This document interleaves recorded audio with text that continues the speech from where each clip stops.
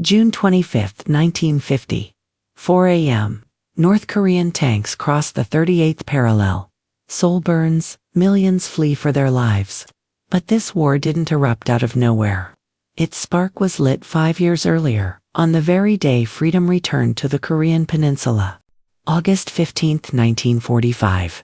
Japan surrenders in World War II. Korea is liberated from colonial rule. But the joy of freedom doesn't last long. As a temporary measure, the United States and the Soviet Union divide the peninsula along the 38th parallel. Why? Because the Soviets needed to accept the surrender of Japanese forces in the north, while the Americans moved in to stabilize the south. At first, this line was meant to be temporary. But as the Cold War spread across the globe, this imaginary line soon hardened into a border, an ideology, and eventually, a gunshot. 1948. In the South, Syngman reestablishes the Republic of Korea. In the North, Kim Il-sung declares the founding of the Democratic People's Republic of Korea. The problem? Both men claimed, "I am the true leader of Korea."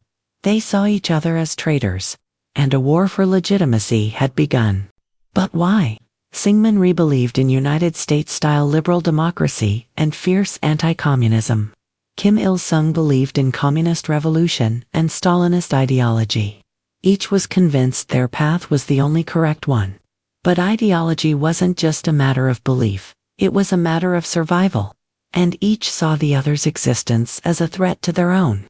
That's why, eventually, war became inevitable. After World War II, the world was split in two. The United States versus the Soviet Union, liberalism versus communism. A global Cold War had begun. Korea, though small and newly liberated, became the frontline battlefield of this ideological war. Each superpower sought to implant its own system on the peninsula. Why did the United States and the Union of Soviet Socialist Republics care so much about Korea? Because after their standoff in Europe reached a deadlock, Asia became the new arena. And the Korean peninsula stood at the very edge of that front line. 1949 was the year of opportunity for Kim Il-sung. First, the withdrawal of U.S. forces from South Korea. The United States no longer had the resources or the will to maintain troops in Korea. Public opinion and budget priorities were shifting. To Washington, Korea was no longer a top concern. Second, the communist victory in China. Mao Zedong took full control of the Chinese mainland. For North Korea, that meant its rear was now secure. Even more crucially, tens of thousands of ethnic Korean communists who had fought in China's civil war returned to the north, giving Kim Il-sung a powerful boost in manpower and military experience. Third, the Soviet Union's successful atomic bomb test. The U.S. no longer had a monopoly on nuclear power. For Stalin, it was a sign of strength, and an invitation to become more aggressive. Fourth, the Acheson Line. U.S. Secretary of State Dean Acheson publicly outlined America's defense perimeter in Asia. Japan, Okinawa, and the Philippines. Korea was not mentioned. These four developments sent one clear message to Kim Il-sung: now is the time. Kim Il-sung had made up his mind. He wanted to go to war. But he couldn't do it alone. He needed the approval of two men. The first was Joseph Stalin. Kim traveled to Moscow with a bold proposal. South Korea is weak. The people will rise up once we attack. And America won't intervene. At first, Stalin was skeptical. He feared the possibility of U.S. involvement.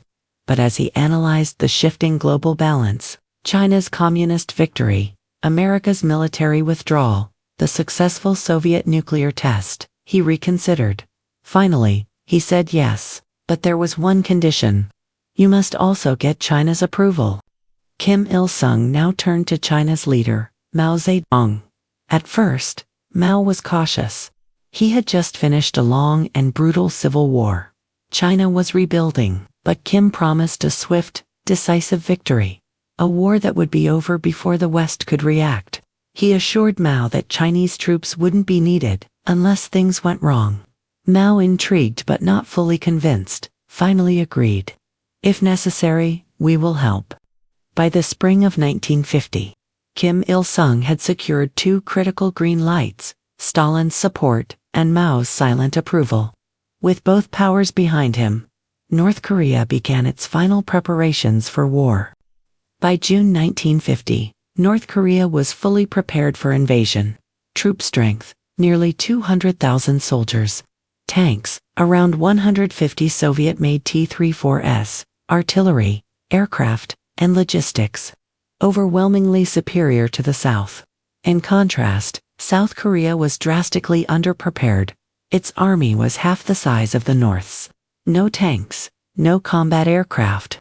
Little to no support from the U.S. military. But why was the South so vulnerable? The United States feared that President Syngman Rhee might use heavy weapons to invade the North preemptively, so they withheld advanced arms. South Korea, still reeling from post-war chaos, focused more on political stability than military readiness. This imbalance of firepower, of preparation, of confidence, made North Korea believe victory was certain.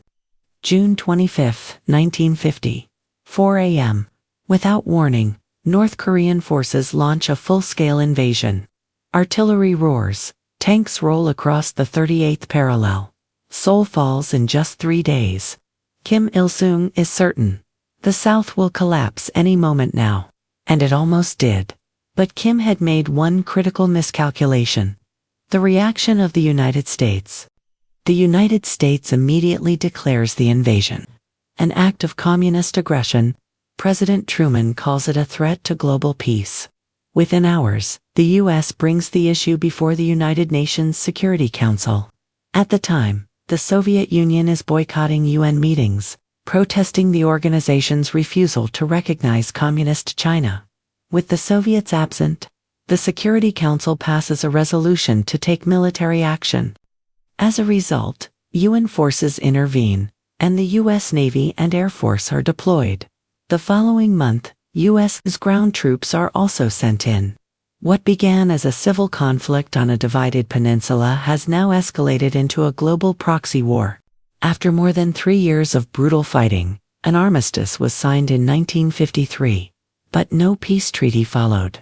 The war paused, but it never officially ended. And even today, it lingers. But why? Because neither the North nor the South ever recognized the other as a legitimate government, and the global powers chose to maintain the division as part of their broader Cold War strategy. The result? A fortified demilitarized zone. A peninsula frozen in tension. And a division that has become all too permanent.